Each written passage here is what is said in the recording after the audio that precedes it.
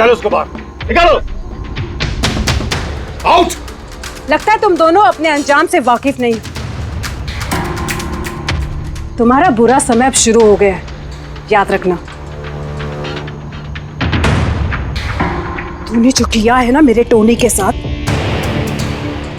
याद रखना, इसके बाद तू नहीं बचेगा। सुना तूने? ले जा इसको। तू नहीं बचेगा, नर्क में चलेगा तू। अरे देख क्या रहा है, ले जा इसे। नर्क में चलेगा तू, तड़प तड़प के चलेगा, याद रखना। अरे जा।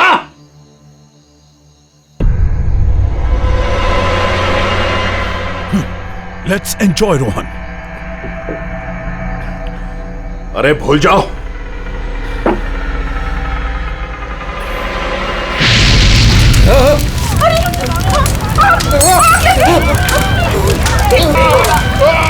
दिलीप और रोहन जिस केस में फंसे थे, उसी केस में कोर्ट ने टोनी को सजा दी थी।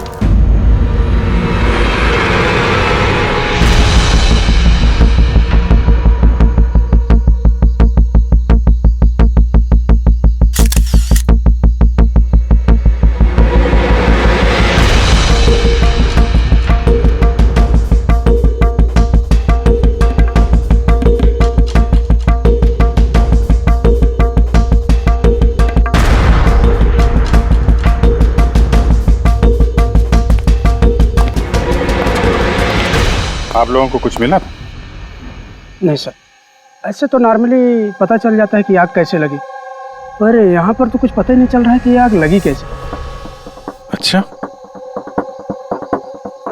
ठीक है, देखो एम्बुलेंस कहाँ तक पहुंची। जी सर।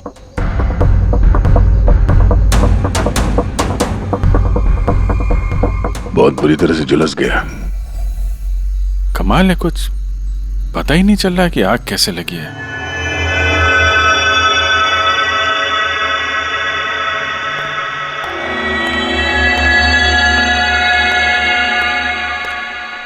कैसे हुआ ये सब? सब कुछ तो बिल्कुल ठीक था, पता नहीं ये आग कहाँ से लग गई। इतने सारे लोगों की बद्दुआएं तो लगेंगी ना। क्या कहा तुमने? पता चला था सर कि दिलीप साहब किसी कोर्ट के केस में फंसे हुए थे। काफी बड़ा चक्कर था, लेकिन अभी कुछ दिन पहले छूट भी गए थे। काफी लोग नाराज भी थे इस बात से। कहीं इसी चक्कर में किसी ने दिलीप को मार तो नहीं दिया? नहीं, कोर्ट ने बरी कर दिया था मेरे पति को, उन्होंने कुछ भी नहीं किया। क्या केस क्या था? 9 साल पहले जीजू के थिएटर में आग लग गई थी, जिसके कारण कुछ लोगों की मौत हो गई थी और सारा इल्जाम जीजू पर आ गया था। ऐसे कैसे हवा में आग लग सकती है? जरूर किसी की प्लानिंग है। किसी पे शक है आप लोगों को? कौन कर सकता है? कोई भी कर सकता है, अनीता भी कर सकती है। कौन कौन है अनीता? टोनी की वाइफ, और वो आज यहाँ आई भी थी।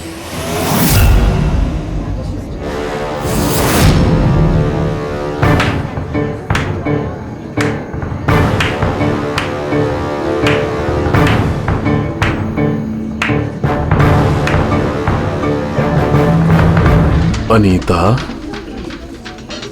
दूसरों का घर बर्बाद करके अपने परिवार के साथ खुशियां मनाई जा रही है। वेरी गुड, वेरी गुड, वाह।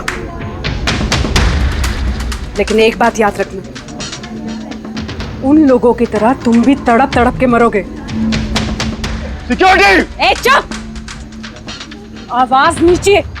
निकालो उसको बाहर, निकालो। आउट। लगता है तुम दोनों अपने अंजाम से वाकिफ नहीं। तुम्हारा बुरा समय अब शुरू हो गया है, याद रखना। तूने जो किया है ना मेरे टोनी के साथ, याद रखना, इसके बाद तू नहीं बचेगा। सुना तूने? ले जा इसको। तू नहीं बचेगा, नर्क में चलेगा तू। अरे देख क्या रहा है, ले जा इसे। नर्क में चलेगा तू, तड़प तड़प के चलेगा, याद रखना। अरे जा।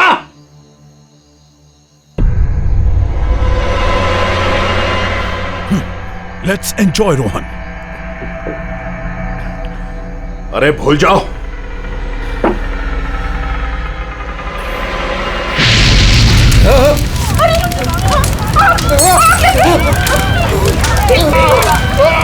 दिलीप और रोहन जिस केस में फंसे थे, उसी केस में कोर्ट ने टोनी को सजा दी थी। अच्छा, किस किस को पता था कि आप लोग यहाँ रेस्टोरेंट में आने वाले हैं? पता नहीं सर।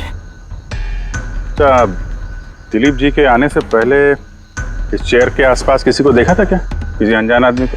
नहीं सर, किसी को नहीं देखा सर। ये टेबल किसने रिजर्व किया था? दिलीप जी का फोन आया था, कह रहे थे कि हमारे लिए टेबल रिजर्व रखो। हमेशा यहीं बैठते थे, इसी टेबल इसी चेयर पर, रेगुलर कस्टमर थे हमारे। किसी को पहले से पता था कि दिलीप यहाँ इसी टेबल पे बैठेगा? सर, कुर्सी के पास तो ऐसी कोई चीज नहीं है जिससे आग लग सकती हो। कमाल की मिस्ट्री है यार। सीसीटीवी कैमरा,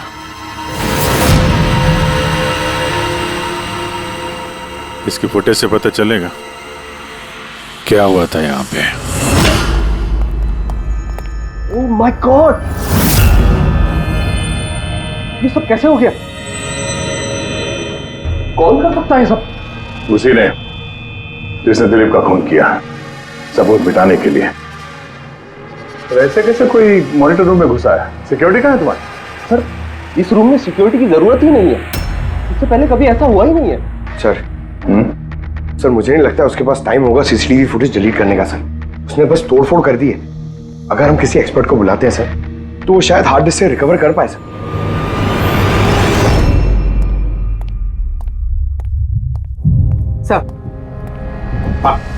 सर 9 साल पहले दिलीप और रोहन का एक थिएटर था जिसमें आग लग गई थी। एग्जिट और एंट्री डोर बंद होने की वजह से इस आग में 12 लोग जल के मर गए। विक्टिम्स की फैमिली ने केस किया तो इन्वेस्टिगेशन में पता चला कि उस वक्त एक गार्ड ड्यूटी पे था। हाँ, टोनी। हाँ सर, कोर्ट में साबित हो गया कि टोनी ने बहुत शराब पी रखी थी और शराब के नशे में वो इतना धुत था कि वो इमरजेंसी एग्जिट भी खोल नहीं पाया। हाँ, मगर टोनी की बीवी अनीता ये मानने को तैयार ही नहीं कि गलती टोनी की है। सर, सिर्फ उसका ही नहीं, बहुत सारे न्यूज़पेपर आर्टिकल्स ने भी कोर्ट के इस फैसले के खिलाफ आवाज उठाई थी। जब ये हादसा हुआ था उस वक्त दिलीप और रोहन के खिलाफ सॉलिड एविडेंसेस थे, लेकिन फिर केस चलता रहा। 9 साल हो गए। कुछ विटनेसेस ने गवाही बदल दी और कुछ कंट्री से बाहर चले गए। सर, दिलीप और रोहन ने जरूर पैसे और पावर का इस्तेमाल किया होगा और यह बात टोनी को पता चल गई होगी। उसी ने भेजा होगा अनीता को दिलीप को मारने के लिए। पर फ्रेडी, जब अनीता वहां थी ही नहीं तो आग लगाई कैसे? नहीं, सिक्योरिटी वालों ने तो उसे बाहर निकाला था रेस्टोरेंट में से। ऐसी कौन सी चीज है जो अचानक आग लग सकती है? सर, शायद डॉक्टर सालुंके हमारी मदद कर सके, या फिर अनीता।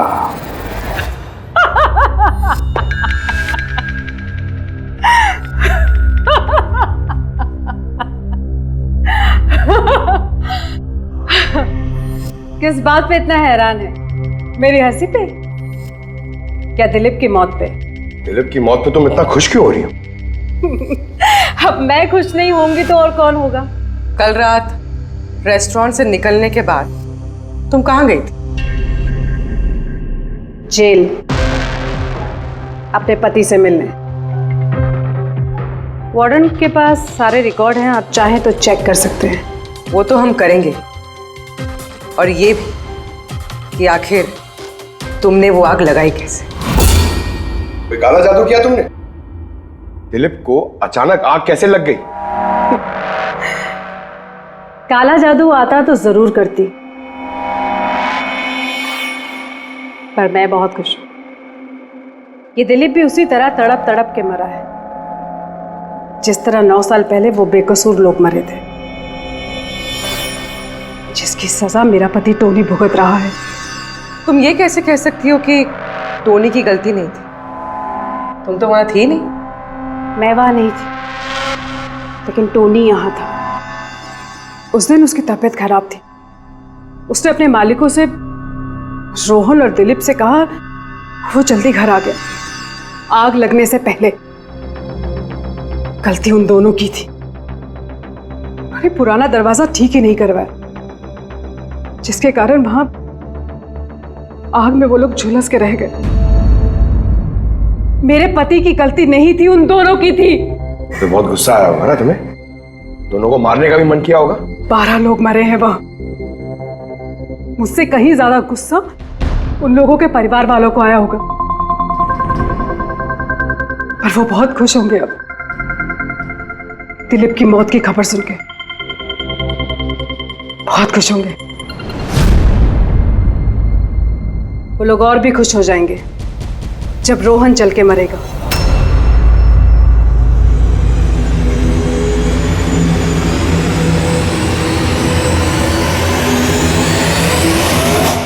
सर 42 लोग हैं, उन 12 विक्टिम के करीबी रिश्तेदार और फैमिली वाले। सस्पेक्ट ज्यादा और वक्त कम। सर सबसे पहले इन 42 लोगों में से उन लोगों के नाम हटा देते हैं जो कल दिलीप की मौत के वक्त शहर में नहीं थे। सर 9 साल हो गए इस बात को। शायद कितने लोग देश भी छोड़कर चले गए होंगे और कुछ लोगों की मौत भी हो गई होगी। फिर भी पता तो लगाना ही पड़ेगा। देखो कितने लोग शहर में थे जब दिलीप की मौत हुई।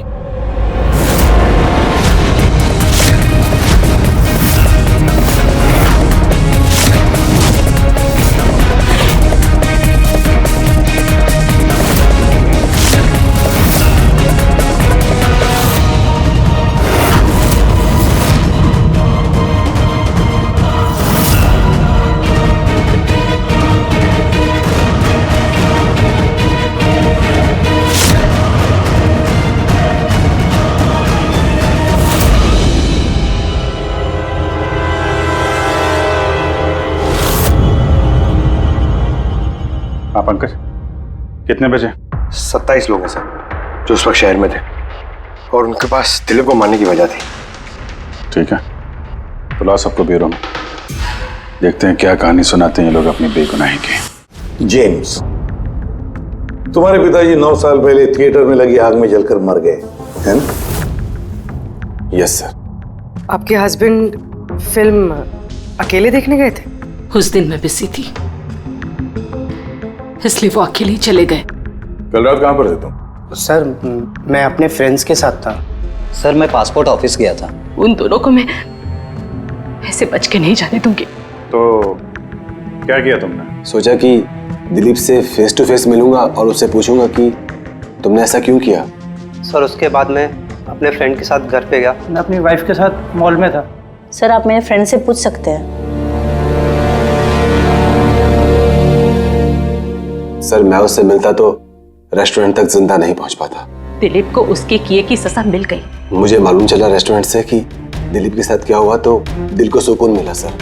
अब बचा रोहन, उसको भी उसके किए की सजा जरूर मिलेगी।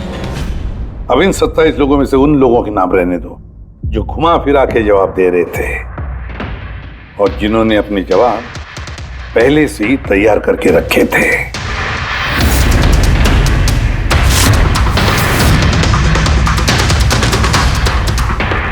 सर अब 15 बचे। अब इन 15 लोगों को उस दिन के बारे में पूछते हैं जब 9 साल पहले थिएटर में आग लगी थी। देखते हैं किसे सबसे ज्यादा गुस्सा आता है, कौन मुंह फेर लेता है। सर मेरा भाई 10वीं पास हो गया था। उसने कहा पार्टी देनी है, दोस्तों को पिक्चर दिखाना है, पैसे दो। सर मैंने वो पैसे उसे दे दिए। काश वो पैसे मुझे उसे देने नहीं चाहिए थे सर। जिसने भी ये किया बहुत अच्छा किया। आज मैं खुश हूं, आज मैं बहुत खुश हूं। कुमार साहब आप यूनिवर्सिटी में फिजिक्स के प्रोफेसर हैं, है ना? Yes sir, head of the department physics. लेकिन मेरे खुद के बेटे को पढ़ाई में कोई इंटरेस्ट नहीं था। बहुत डांटता था मैं उसे, लेकिन अनिकेत के ऊपर कभी कोई फर्क नहीं पड़ा। एक नंबर का बदमाश बन गया था वो। उस दिन भी वो कॉलेज से बंक करके दोस्तों के साथ फिल्म देखने चला गया और सर और वापस घर पे कभी नहीं आया। हिमेश, राइट। कॉन्ट्रैक्टर हो ना तुम? हाँ सर। हिमेश, 9 साल पहले तुम अपनी पत्नी के साथ फिल्म देखने गए थे उस थिएटर में। नई शादी हुई थी मेरी, सलोनी के साथ फिल्म देखने के लिए गया था। उसको भूख लगी थी, मैं समोसे लेने के लिए बाहर गया। मैं वापस आया तो देखा वहां के दरवाजे लॉक हो गए थे। वहां अंदर से लोगों के चिल्लाने की आवाज आ रही थी और धुआं निकल रहा था वहां से। मैंने सब दरवाजे खोलने की बहुत कोशिश की। मैंने बहुत कोशिश की। मैं पागलों की तरह दरवाजा को ठोकता रहा, पीटता रहा। सलोनी चिल्लाता रहा, अरे कोई दरवाजा खोल दो यार, सलोनी। लेकिन मैं कुछ नहीं कर सका सर, मैं कुछ नहीं कर सका। अपनी सलोनी को मैं बचा नहीं सका। वहां पे एक गार्ड भी था ना, टोनी, उससे भी दरवाजा नहीं खुला क्या? नहीं था सर। वहां कोई और गार्ड, किसी और को देखा था तुमने? कोई नहीं था सर, कोई नहीं था। मैं 9 साल पहले जो बात कोर्ट में कहा वही आज कह रहा हूं। जब सिनेमा हॉल में आग लगी थी उस वक्त टोनी वहां पर नहीं था सर।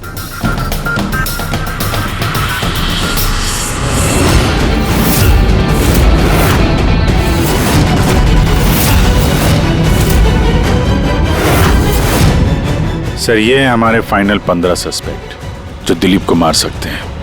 सो कॉप्स कह रहे थे कि फायरमैन को भी पता नहीं चला कि आग का एग्जैक्टली सोर्स क्या था। उन लोगों को तो जनरली ढूंढ कर पता चल जाता है कि वहां पर ऐसी कौन सी चीज थी जो तुरंत आग पकड़ती है, लेकिन उन्हें पता नहीं चला।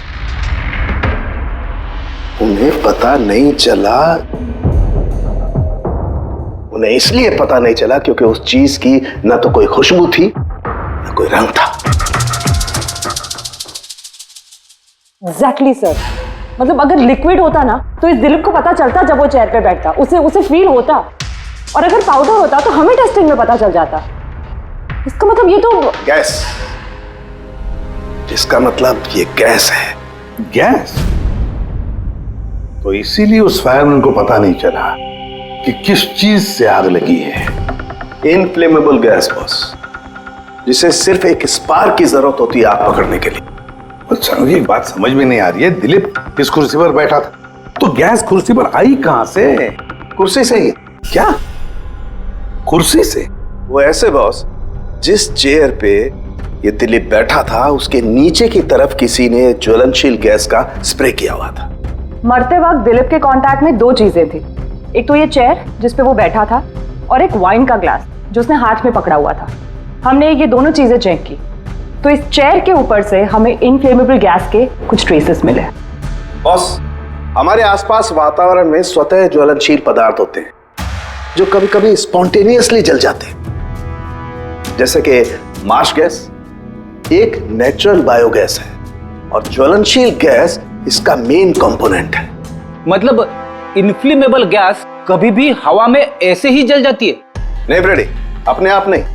जब वातावरण में बहुत ज्यादा गर्मी पैदा हो जाती है और वो वातावरण की ऑक्सीजन के साथ मिल जाती है तो एक सुपर हाई टेम्परेचर का निर्माण होता है, जिसकी वजह से ये आग लगती है। लेकिन सालून के साहब, वहां तो ऐसे कोई हाई टेम्परेचर वाली चीज थी नहीं। एग्जैक्टली, ऐसा कोई डायरेक्ट सोर्स नहीं था जिससे गर्मी पैदा हो सके बॉस।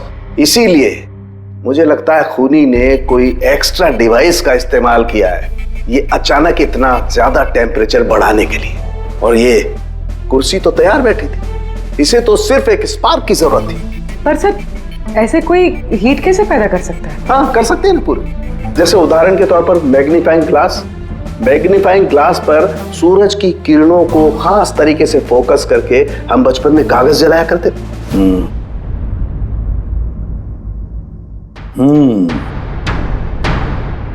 लगता है इस रेस्टोरेंट में फिर से जाना पड़ेगा, पता लगाना पड़ेगा किस चीज से आग लगी है।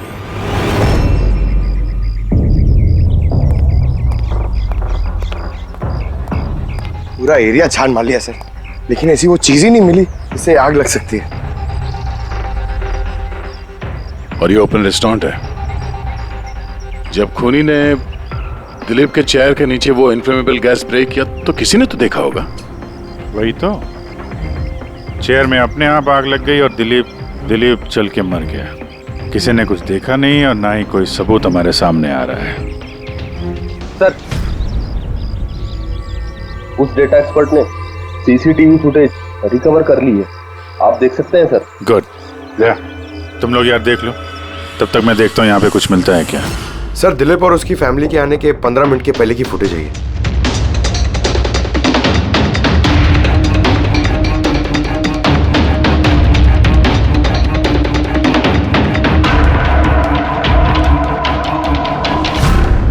ये कुर्सी चेंज कर रहा है। इसका कोई दूसरा एंगल है क्या इसी टाइम का? चेक कर। एक मिनट सर।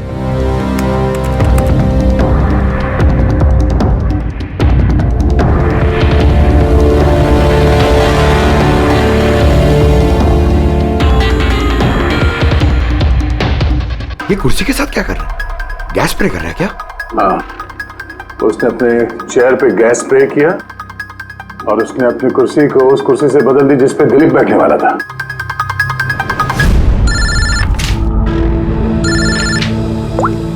आ गया। अच्छा, great, good work, good work. क्या हुआ सर? जिसने भी दिलीप की कुर्सी के साथ छेड़खानी की ना, उसका पता चल गया है। वो एक आदमी है, उसका मिलता जुलता हुलिया भी मिला है। अब देखते हैं, जय भेजने वाला है फोटोग्राफ।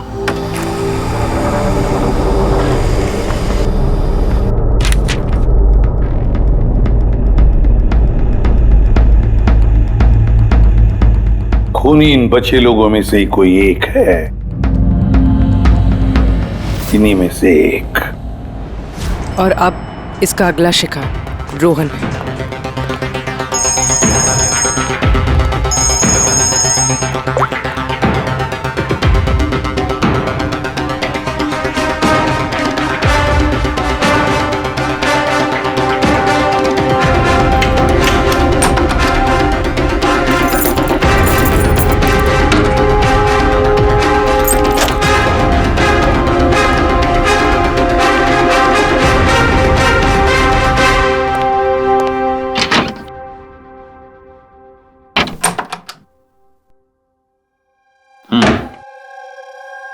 मुझे लगता है कोई मेरी और दिलीप की रिहाई से खुश नहीं है। मेरी जान को खतरा है यहाँ पर। I will talk to you later, bye. Sir, everything is okay. All right, तुम यहीं पर रहना और किसी को भी अंदर मत आने देना। Be alert, okay? Okay sir.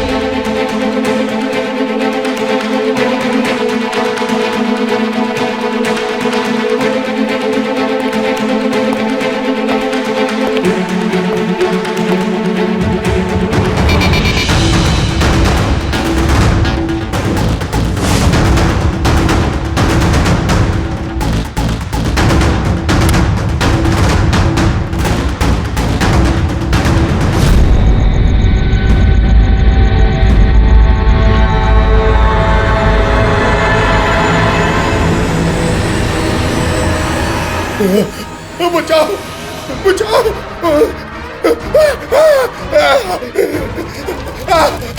बचाओ, पानी, पानी, बचाओ, बचाओ, कोई है? बचाओ,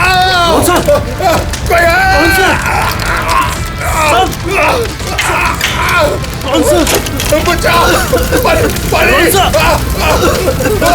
कौन सा?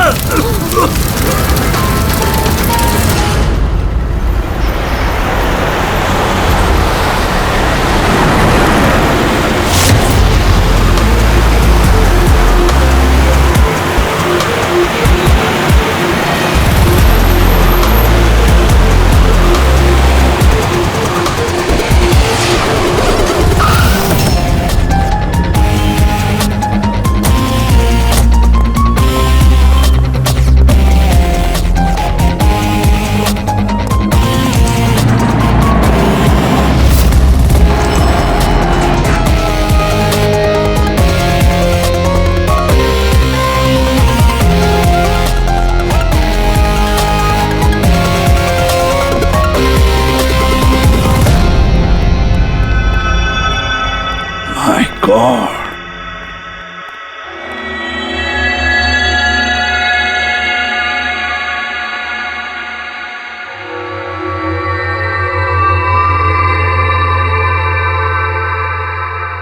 क्या हुआ यहां पर और कैसे?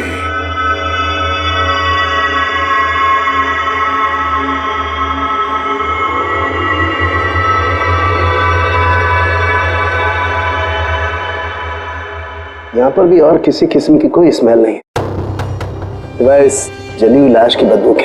यानी ये मर्डर भी इन्फ्लेमेबल गैस से हुआ है? शायद। ये सब हुआ कैसे? हाँ? सर मैं रोहन सर का बॉडीगार्ड हूं सर। अच्छा, तो फिर ये आप लोग कहां थे जब ये सब हुआ?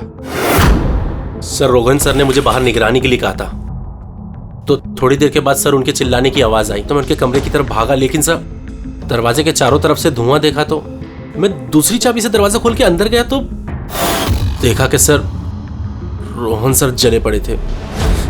आप लोगों को भी कुछ पता नहीं है? कमाल है, कमरे के अंदर कोई लीड नहीं मिला, शॉर्ट सर्किट नहीं हुआ है, ये पर्दा अंदर से बंद है, ये विंडोज परमानेंटली क्लोज्ड है, कोई बाहर से अंदर भी नहीं आ सकता। अब बाहर से अंदर कोई व्यू भी नहीं है, कोई देख नहीं सकता, तो फिर आदमी मरा कैसे? इससे लगी है आग बॉस।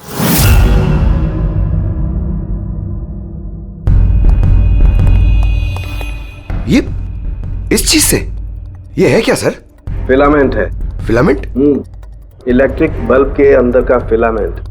और जब इस फिलामेंट में इलेक्ट्रिक करंट पास होता है तो ये गर्म होकर के लाल हो जाता है। बॉस, खूनी ने भी इसी टेक्निक का इस्तेमाल किया है उस ज्वलनशील गैस को जलाने के लिए। पर वहां रेस्टोरेंट में जहां पर दिलीप की मौत हुई थी, वहां पर तो हमें ऐसा कोई फिलामेंट वगैरह नहीं मिला। बॉस, इतनी छोटी सी चीज है, वो खुली जगह है, उड़ गई होगी शायद कहीं, लेकिन यहाँ तो पूरा कमरा बंद है, इसीलिए पलंग के नीचे मिल गया मुझे। लेकिन सर, फिलामेंट से करंट पास होने के लिए वायर्स का कोई ना कोई कनेक्शन तो होना चाहिए ना बेड तक। होगा, यही कहीं होगा जरूर। तो पूरा बेड चेक कर लिया हमने, कमरा चेक कर लिया, ऐसा तो यहाँ पे कुछ भी नहीं मिला सर। दया, वो दरवाजा कैसा? मैनेजर। Yes sir. वो दरवाजा कहाँ खुलता है? सर दूसरा रूम है जो इस रूम से कनेक्टेड है सर। अब वैसे ये रूम सील्ड रहता है, इसे कोई खोलता नहीं सर। खोलो दरवाजा। Yes sir. आइए सर।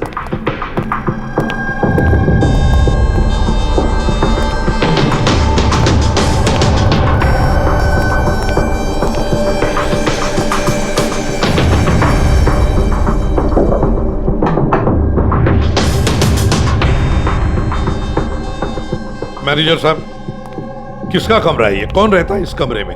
गेस्ट है कोई सर, डिटेल्स चेक करनी पड़ेगी। मंगाओ। Okay sir.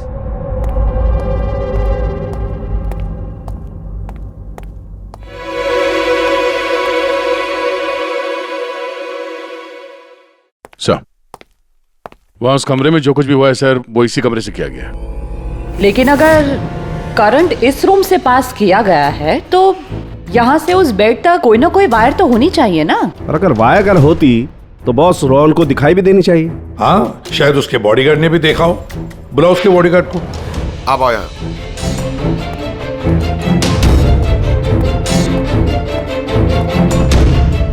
एक बात बताओ, जब तुम रोहन के कमरे में आए थे तब कोई वायर देखी यहाँ इस दरवाजे से उस कमरे में जाते हुए?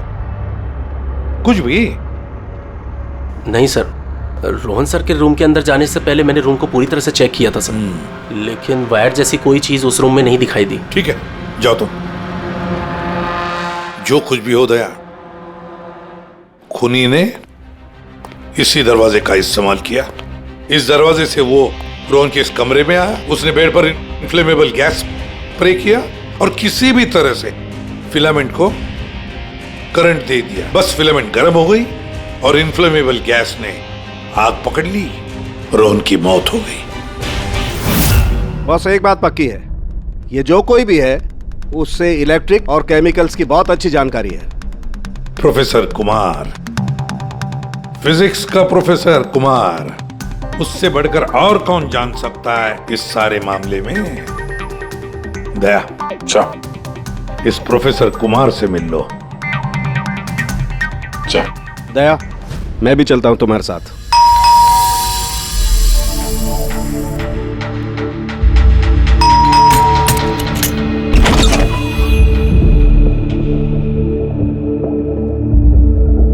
प्रोफेसर कुमार है घर पे? हाँ है, लेकिन आप लोग? सीआईडी। सीआईडी? सब ठीक तो है ना साहब? हाँ, उनसे कुछ पूछताछ करनी है। कहाँ है वो? बाहर बच्चों को पढ़ा रहे हैं, मैं बुला के लाता हूँ। कोई बात नहीं, हम देखते हैं।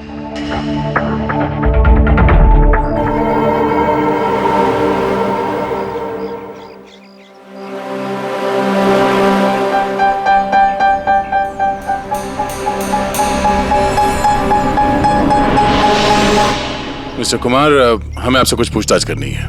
पूछिए, क्या पूछना है? इसे पहचानते हैं आप? ये तो फिलामेंट है। गुड, सही पहचाना आपने। आपको पता ही है फिलामेंट हमें कहाँ से मिला? ये तो आप ही को पता होगा कहाँ से मिला आपको। रोहन के बेड के नीचे से। कल रात उसी बेड पे रोहन जल के मर गया। व्हाट? रोहन की भी डेथ हो गई?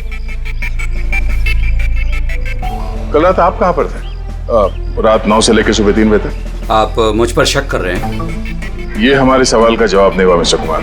कल मैं पूरा दिन और पूरी रात घर पे ही था। कोई गवाह? जी हाँ, मेरा नौकर रामू और विकास। Please come here.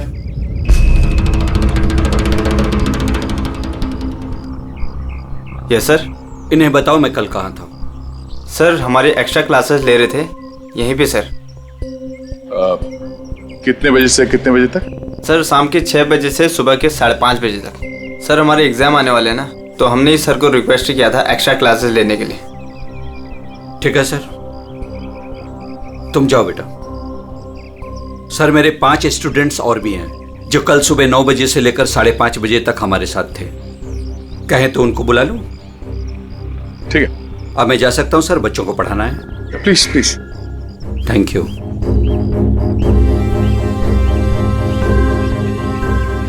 हाँ, तो बच्चों में ये कह रहा था कि बिना सोल्डरिंग वायर के भी हम मदरबोर्ड फिक्स कर सकते हैं with the help of adhesive conductor.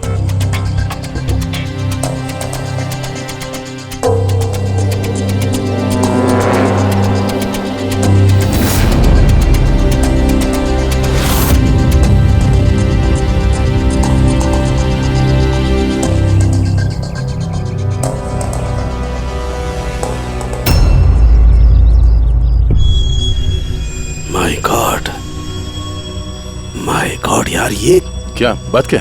अरे यार, ये गलती मुझसे कैसे हो गई?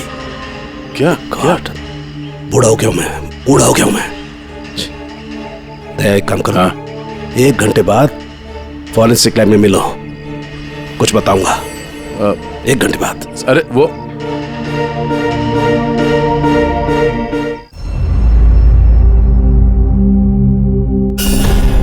लो, बस एक काम करो, इस स्विच से इन बल्ब्स को जलाओ।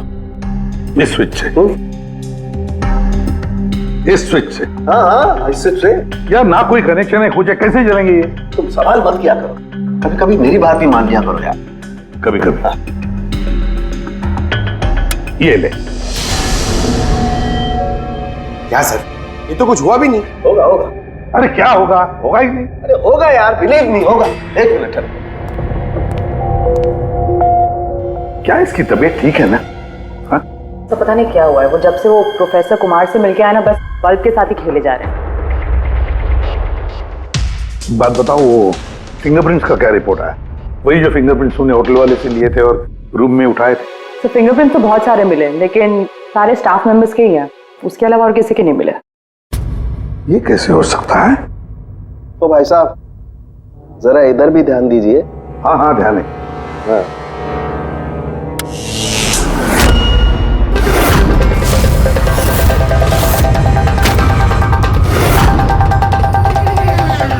अरे सर ये बल्ब जलने कैसे लगे? क्या बात है सालुंके साहब, बिना वायर के सारे बल्ब जला दिए। लेकिन सालुंके साहब, ये सब आपने किया कैसे? ठीक वैसे ही हुआ ये फ्रेडी, जैसे कि खूनी ने किया था उस दिलीप की कुर्सी पे और रोहन के बेड पे। जादूगर सालुंखे, जरा साफ साफ बताइए आपने ये किया कैसे?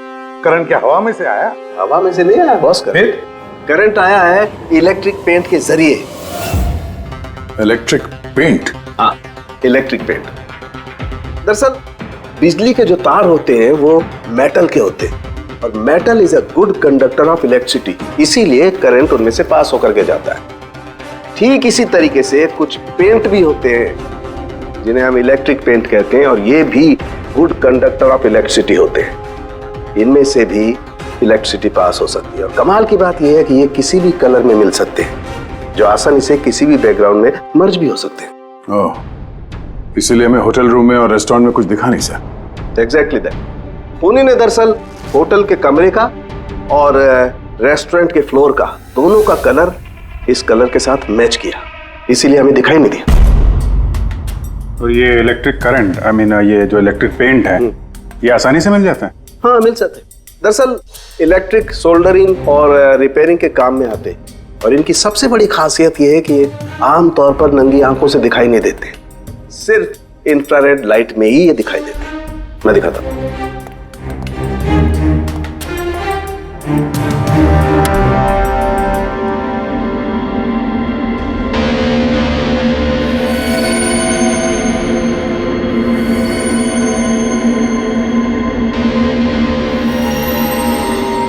देखा बॉस? हाँ, खूनी ने भी ऐसे ही इस इलेक्ट्रिक पेंट का इस्तेमाल किया और ये सर्किट बनाया।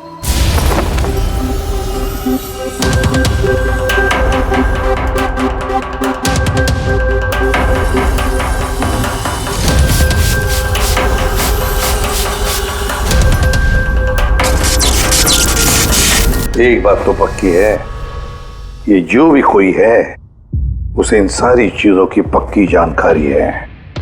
मगर सर, इनमें से खूनी कौन है?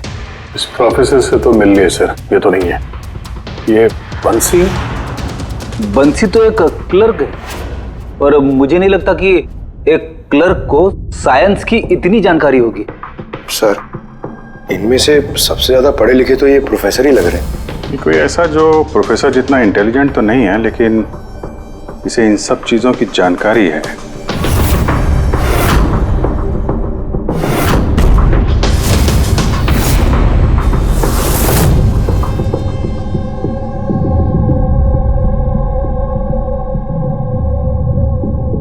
वो ये है अभिजीत, ये है वो। याद है क्या कहा था इसने, कि क्या काम करता?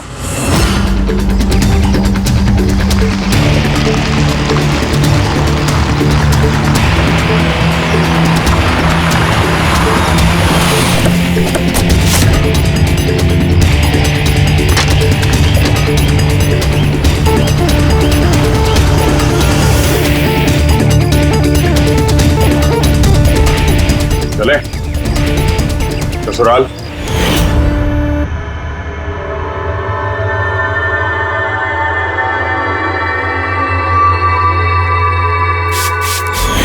दिलीप और रोहन पर केस हुआ था, लेकिन मुझे मालूम था अपने पैसे और पावर के दम पर वो छूट जाएंगे। लेकिन उनके पास पैसा था तो मेरे पास दिमाग। कई महीनों तक उनका पीछा किया, वो कहां जाते हैं, क्या करते हैं, किससे मिलते हैं, सब कुछ। आखिर मैंने दोनों को मारने की तरकीब ढूंढ ही निकाली, इलेक्ट्रिक पेंट्स और सर्किट्स के जरिए। ये दोनों के बारे में मुझे अच्छी खासी जानकारी थी। बस दे दी दोनों को सजा, दोनों को मार दिया जिंदा जलाकर, जैसे उन्होंने मेरी सलोनी को मारा था। हिमेश, तुम्हारी पत्नी के साथ जो कुछ भी हुआ उसका हम सबको अफसोस है, लेकिन दिलीप और रोहन को मारकर तुम्हें क्या मिला? क्या तुम्हारी पत्नी वापस आ गई? बदले की आग में तुमने 2 लोगों की जानें ली। कानून तुम्हें कभी माफ नहीं करेगा। तुम्हें कड़ी से कड़ी सजा होगी।